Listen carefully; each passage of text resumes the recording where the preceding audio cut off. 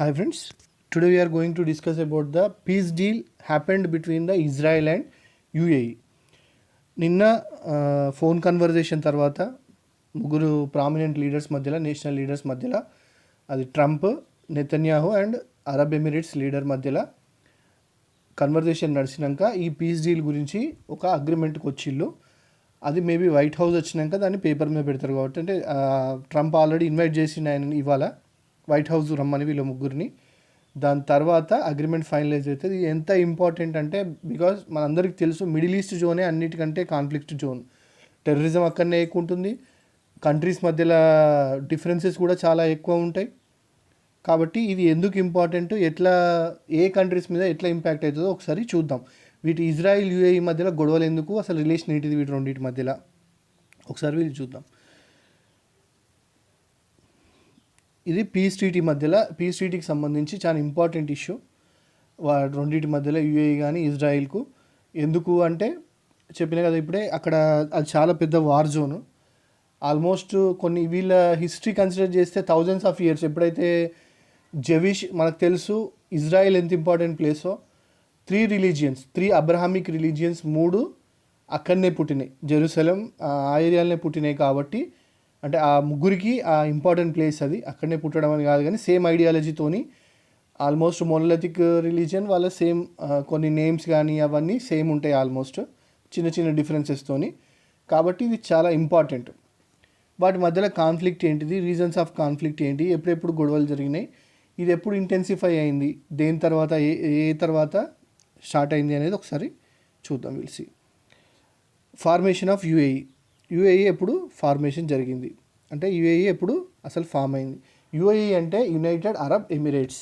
ఇది అంతకుముందు ఒకటే కింగ్డమ్ కాదు, 7 డిఫరెంట్ చిన్న చిన్న ప్రావిన్సెస్ బ్రిటిష్ అక్విజేషన్లో ఉండే. అంటే సేమ్ మన ఇండియా ఎట్లయితే కాలనీనో, ఇవి కూడా సేమ్ అట్నే బ్రిటిష్ కాలనీ.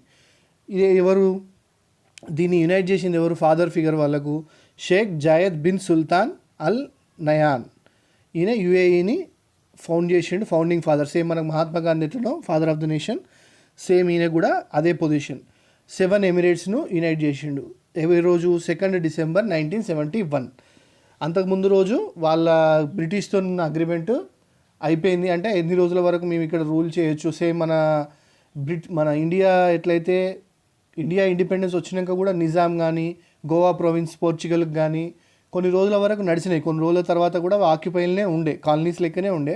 సేమ్ ఇట్లా ఇక్కడ కూడా అంతే. వాటి అగ్రిమెంట్ అయిపోయినాక ఏ రోజు, ఫస్ట్ రోజు బ్రిటిష్ అగ్రిమెంట్ అనేది ఎక్స్పైర్ అయిపోయి వాళ్ళు అక్కడి నుంచి విత్డ్రా అయినాక దీన్ని డిసెంబర్ 2 రోజు షేక్ జాయద్ బిన్ సుల్తాన్ ఆయన యునైట్ చేసిండు.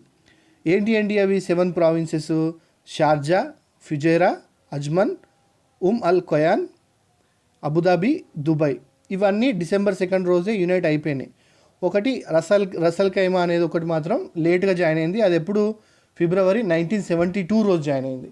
దాని తర్వాత ఇదంతా కలిసి ఒక యూనిట్గా, యునైటెడ్ అరబ్ ఎమిరేట్స్గా, వరల్డ్లో వన్ ఆఫ్ ద ప్రామినెంట్ పవర్గా, అంటే ఆయిల్ కానీ మ్యారిటైమ్ కానీ పవర్గా. ఎందుకంటే యూరోప్ను మన ఇండియా కానీ సౌత్ ఈస్ట్ ఏషియన్ కంట్రీస్ కానీ ఇండియన్ ఓషన్ నుంచి, మన ఓషియన్స్ నుంచి కనెక్ట్ అయ్యే మధ్యలో ఉంటుంది. కాబట్టి దీనికి చాలా ప్రామినెన్స్ ఉంది హిస్టారికల్గా కూడా. ఫార్మేషన్ ఆఫ్ ఇజ్రాయెల్ ఫార్మేషన్ అనేది చాలా ఇంట్రెస్టింగ్ టాపిక్. ఇది చాలా పెద్ద టాపిక్. మనం దీన్ని డిస్కస్ చేసుకోవాలంటే ఈ చిన్న దాంట్లో మనకు అంత టైం సరిపోదు. బట్ బ్రీఫ్గా చూసుకుందాం అసలు ఏంటి, ఎట్లా ఫామ్ అయింది. జెవిష్ అనేది అబ్రహామిక్ రిలీజియన్స్లో ఫస్ట్ ఫేత్. మనం ఇదివరకే చెప్పుకున్నాం కదా, 3 ఫేత్లు సేమ్ అబ్రహామిక్ ఫేత్ అని. దీంట్లో ఫస్ట్ వచ్చింది జెవిష్. కాబట్టి జెవిష్ ఒక 2000 ఇయర్స్ బ్యాక్, అంటే అంతకంటే ముందే, క్రిస్టియానిటీ కంటే ముందే జెవిష్ అనేది ఉండే. క్రిస్టియానిటీ తర్వాత ఇస్లాం క్రియేట్ అయిన తర్వాత వీటి మధ్యలో కాన్ఫ్లిక్ట్ వల్ల జెవిష్ అక్కడి నుంచి తరిమివేయబడ్డారు. అక్కడి నుంచి వెళ్ళిపోవడం, వాళ్ళు ఎక్కడెక్కడ వెళ్ళి యూరోప్లో, ఈవెన్ ఇండియాలో కూడా చాలా వరకు, ముంబైలో, కేరళలో, గోవాలో చాలామంది జెవిష్ పీపుల్ మన ఇండియాలో కూడా ఉంటారు. వాళ్ళ మీద అటాక్ జరగని, అంటే వాళ్ళని హింసించని ఏకైక ప్రాంతం ప్రపంచంలో మన భారతదేశం మాత్రమే. ప్రపంచంలో అన్ని చోట్ల వాళ్ళ మీద దాడులు జరిగినాయి. Reasons different reasons. వాళ్ళు కొంచెం నార్మల్గానే చాలా ఇంటెలెక్చువల్ పీపుల్. ఇప్పటికి కూడా వాళ్ళని చూడండి, ఆల్మోస్ట్ మ్యాక్సిమం సైంటిస్ట్ మొత్తం వాళ్ళ దగ్గర నుంచే ఉంటారు. నోబెల్ ప్రైజెస్ కూడా వాళ్ళ పాపులేషన్ ప్రపోర్షన్కు, నోబెల్ ప్రైజ్ ప్రపోర్షన్కు 100% వేరీ ఉంటుంది. హైయెస్ట్ నోబెల్ ప్రైజెస్ తీసుకుంటారు వాళ్ళు. సెకండ్ వరల్డ్ వార్లో మనందరికీ తెలుసు, జర్మనీలో హిట్లర్ జెవిష్ను, ఒక 60 లక్షల మంది జెవిష్ను చంపిండు అని చెప్పి చంపిండు. హోలోకాస్ట్లో కానీ గ్యాస్ ఛాంబర్స్లో కానీ పెట్టి హింసించి చంపిండు వాళ్ళు జెవిష్ అయినందుకు. కాబట్టి సెకండ్ వరల్డ్ వార్ అయిపోయాక దాదాపు ఇక్కడ కూడా అంటే అరబ్ కంట్రీస్లో కూడా వాళ్ళ మీద హింసలునే చెప్పొచ్చు. యూరోప్లో కూడా జరిగేసరికి వాళ్ళు ఏమైపోయింది, వాళ్ళందరికీ ఏమనిపించింది, హింస ఎందుకు జరుగుతుంది, మేము మాకు ఒక కంట్రీ అంటూ లేదు, మేము వేరే మీద డిపెండ్ అయినాం కాబట్టి మమ్మల్ని హింసిస్తారు. మాకంటూ ఒక కంట్రీ ఉంటే మాకు ఏం ప్రాబ్లం ఉండదు కదా. అందుకే ప్రామిస్డ్ ల్యాండ్ అంటే జెరూసలంను వాళ్ళు ఆ ఏరియాను ప్రామిస్డ్ ల్యాండ్ అంటారు. మా కంట్రీ మాకుంటే మాకు ఈ ప్రాబ్లమ్స్ అన్నీ ఉండవు, మమ్మల్ని మేము రక్షించుకోగలుగుతాం, మేము ఎవరి మీద ఆధారపడకుండా ఉంటామని చెప్పేసి రిక్వెస్ట్ వచ్చినప్పుడు యుఎన్ ఏం చేసింది,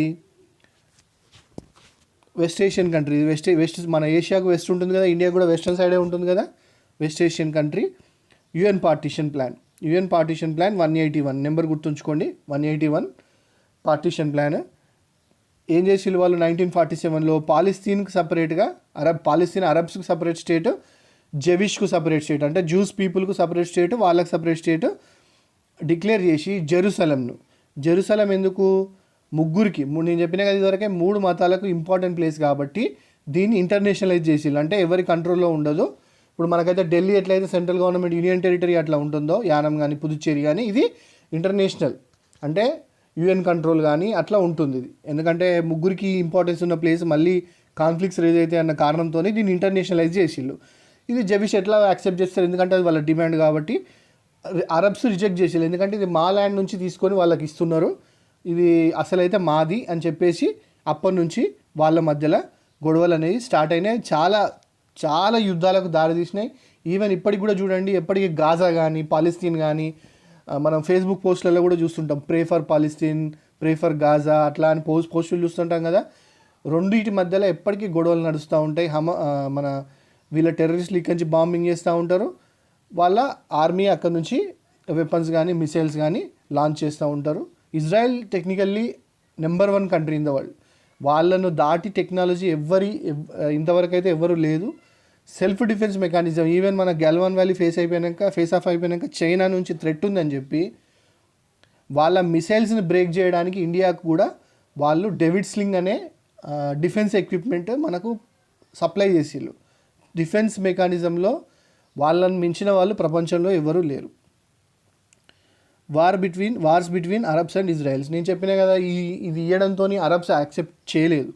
ఓన్లీ పాలస్తీనియన్ అరబ్స్ కాదు, అక్కడ ఉన్న అరబ్ కంట్రీస్ అన్నీ, ముస్లిం అరబ్ కంట్రీస్ అన్నీ కూడా మేము యాక్సెప్ట్ చేయమి డెసిషన్ యూనిలేటరల్గా తీసుకున్నారు, అంటే మాకు సంబంధం లేకుండా తీసుకున్నారు అని చెప్పి ఈ రెండింటి మధ్యలో మేజర్గా వచ్చేసి 3 times వార్ జరిగినాయి. నార్మల్గా కాన్ఫ్లిక్ట్స్ అనేది ఎప్పటికీ జరుగుతూనే ఉంటుంది.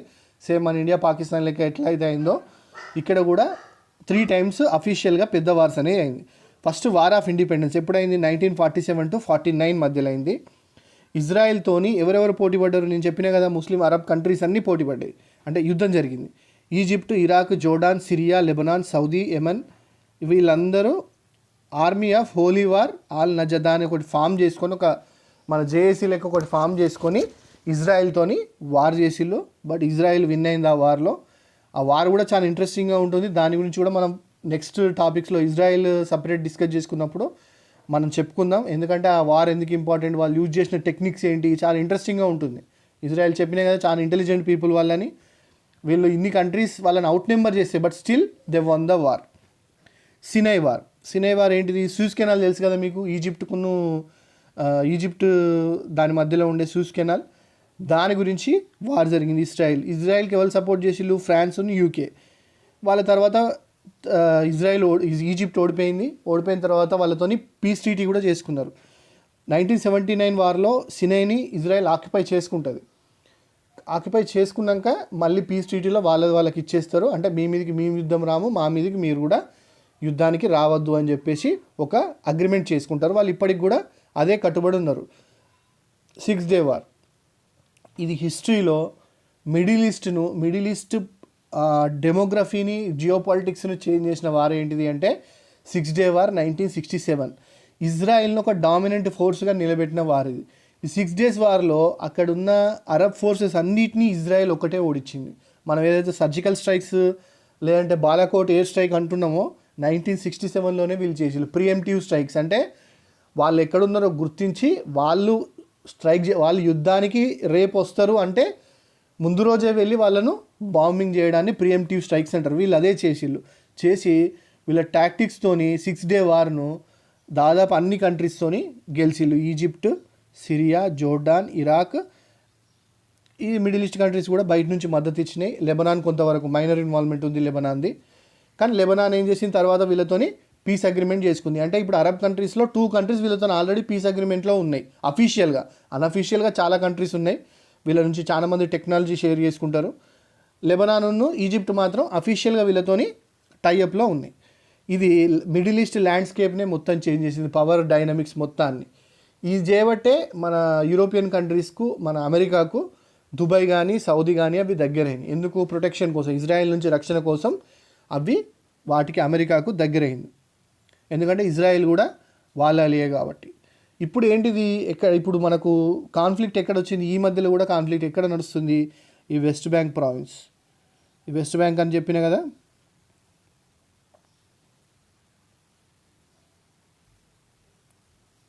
West bank province. ఇది జెవిష్ మా పాపులేషన్ ఉంది. ఇదంతా ఇజ్రాయిల్. ఫస్ట్ ఇంత లేకుండే, ఇందులో సగం ఉండే. తర్వాత కొంత ఆక్యుపై చేసుకుంటే ఇప్పుడు ఇజ్రాయిల్ మొత్తం చేసిళ్ళు. అందుకే గొడవ పాలస్తీన్కును వీళ్ళకు.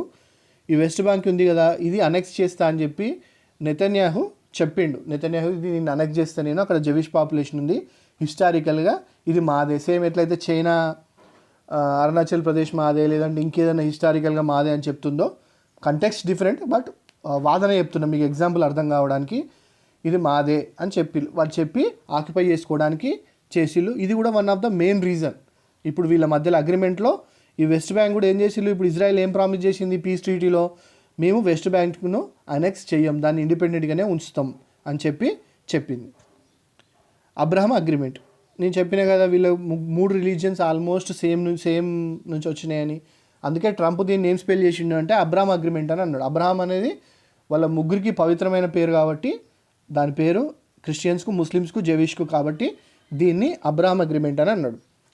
ఇది ఎప్పుడు సైన్ అయింది? 3 నాయకులు ఎవరెవరు? Donald Trump, Mohammed bin Zayed Al Nahyan, Benjamin Netanyahu, 3 మధ్యలో డిజిటల్ కాన్వర్జేషన్ తర్వాత ఈ ట్రీటీ అనేది డిసైడ్ అయింది.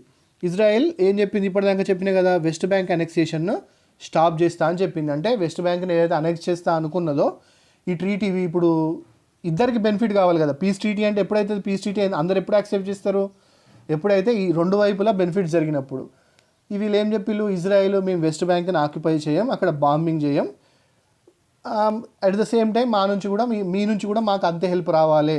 ఎందుకంటే ఇజ్రాయెల్కు దుబాయ్కి టైస్ ఇప్పుడు చాలా కంట్రీస్, వరల్డ్లో చాలా కంట్రీస్ ఇజ్రాయెల్ని అఫీషియల్గా గుర్తించవు. ముస్లిం కంట్రీస్ ఆల్మోస్ట్ ఒక 57 ముస్లిం కంట్రీస్ ఉన్నట్టున్నాయి, వాళ్ళు గుర్తించరు.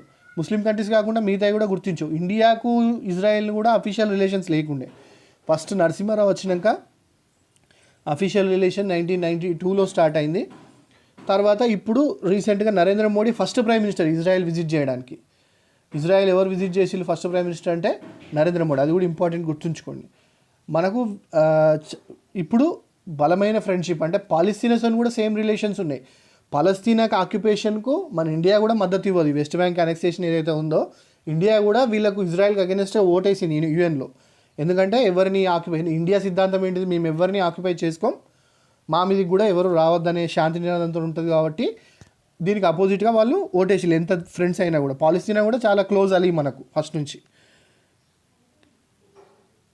ఆగస్టు 14th రోజు వీళ్ళిద్దరిని ట్రంప్ వైట్ హౌస్కు ఇన్వైట్ చేసి అక్కడ మాట్లాడుకుందాం అని చెప్పి. దీని రియాక్షన్ ఏంటిది? ముస్లిం వరల్డ్లో కానీ మిగతా ఇంటర్నేషనల్ బాడీస్లో కానీ యూఎన్ ఏం చెప్పింది? యూఎన్ నార్మల్గా ఏం చెప్తుంది? ఆంటోనియో గుటారెస్ దాని సెక్రటరీ జనరల్ ఏం చెప్పిండు? మంచి జరిగింది, ఇట్లా దీంతోనన్నా మనకు అక్కడ ఆ ప్రాంతంలో యుద్ధోన్మాదం తగ్గి, యుద్ధాలు జరిగి ప్రాణ నష్టం తగ్గితే మంచిదే కదా అని చెప్పి ఆయన అన్నాడు. పాలస్తీనియన్ అంటే వీళ్ళ కౌంటర్ పార్ట్. పీస్ ట్రీటీ జరగడం వల్ల ఎక్కువ నష్టపోయేది ఎవరు? ఇన్ని రోజులు అరబ్ వరల్డ్ పాలస్తీనాకి సపోర్ట్ చేసింది. ఇప్పుడు యునైటెడ్ అరబ్ ఎమిరేట్స్ సపోర్ట్ చేయకుంటే one of the powerful country support వాళ్ళు మిస్ అయినట్టే కదా. ఆటోమేటిక్గా వాళ్ళే కదా అరబ్స్ అని క్లెయిమ్ చేసుకునేది. కాబట్టి పాలస్తీనే ఎక్కువ హర్ట్ అయింది ఇంట్లో. వాళ్ళు ఏం చెప్పిళ్ళు, వాళ్ళ ప్రెసిడెంట్ మొహమ్మద్ అబ్బాస్ ఈ డీల్ను మేము ఒప్పుకోము, ఇది మాకు సంబంధం లేని డీలు, మాకు సంబంధం లేకుండా మాతో మాట్లాడకుండా చేసిళ్ళు. బట్ దీని ఇంపార్టెన్స్ ఎంత ఉంటుందంటే, రీసెంట్గా పాకిస్తాన్ మన ఇండియా కాశ్మీర్ను జునాగఢ్ను కలుపుతూ ఒక మ్యాప్ రిలీజ్ చేసింది కదా, ఆ మ్యాప్ వరకే వీళ్ళ శక్తి, పాకిస్తాన్ శక్తి. నేపాల్ కూడా చేసింది కదా, అంతవరకే వాళ్ళ శక్తి. వాళ్ళు ఒరిజినల్గా గ్రౌండ్లో జరిగేది ఏమీ ఉండదు. దుబాయ్ కనుక సపోర్ట్ చేసి ఉంటే మేబీ డిఫరెంట్ సిచ్యువేషన్స్ ఉండొచ్చు. బట్ వాళ్ళు ఇండివిజువల్గా పాలస్తీనియన్స్ చేసేది ఏమీ ఉండదు. ఇక్కడ కూడా సేమ్. ఇది బిట్రేయల్ ఆఫ్ ఏమన్నారు, జెరూసలేంను ఏం బిట్రేయల్ అన్నారు వీళ్ళు, betrayal of Jerusalem and Al-Aqsa mask. Betrayal of Jerusalem, ఈ జెరూసలేంను మీరు ఇష్పెట్టిల్లు, మనకు అది పవిత్ర స్థలం, ఇప్పుడు ఇజ్రాయెల్ ఆక్యుపేషన్లోకి పోయింది, అది అసలు అయితే మనకు ఒరిజినల్గా మనది, మీరు ఇష్పెట్టిల్లు అని చెప్పి ఒకటి. ఇంకోటి అలక్సా మాస్క్, ఇది వాళ్ళకు చాలా ఇంపార్టెంట్. రీసెంట్గా మనం చూసినాం కదా హజియా సోఫియా మీద క్రిస్టియన్ వరల్డ్కి కానీ ఇస్లామిక్ వరల్డ్కి కానీ కొంచెం డిఫరెన్సెస్ ఉన్నాయి. ఒకప్పుడు అది చర్చ్ ఉండే, తర్వాత దాన్ని మాస్క్గా కన్వర్ట్ చేసిళ్ళు, మళ్ళీ ఇప్పుడు రిటర్న్ మ్యూజియం తర్వాత మళ్ళీ మాస్క్ అయింది అని చెప్పి గొడవలు జరుగుతున్నాయి కదా. సేమ్ ఇక్కడ కూడా అంతే. అలక్సా మాస్క్ ముస్లిమ్స్కు 3వ పవిత్ర స్థలం, మక్కా మదీనా తర్వాత 3వ అతి పవిత్ర స్థలం. వాళ్ళకు కూడా ఎట్ ద సేమ్ టైం జెవిష్కి కూడా అది చాలా ఇంపార్టెంట్ ప్లేస్. కాబట్టి దాని మీద మీరు ఇంకేం డెసిషన్ తీసుకోలేదు, ఓన్లీ వెస్ట్ బ్యాంక్ మీద మాత్రమే మాట్లాడిల్లు. ఇంకా ఈ 2 డిమాండ్ల సంగతి ఏంటిది అని చెప్పి వాళ్ళు చెప్పిళ్ళు. ఇంకోటి ఏంటి ఇంపార్టెంట్, 57 ఓఐసి అంటే Islamic cooperation states, organisation for Islamic cooperation states.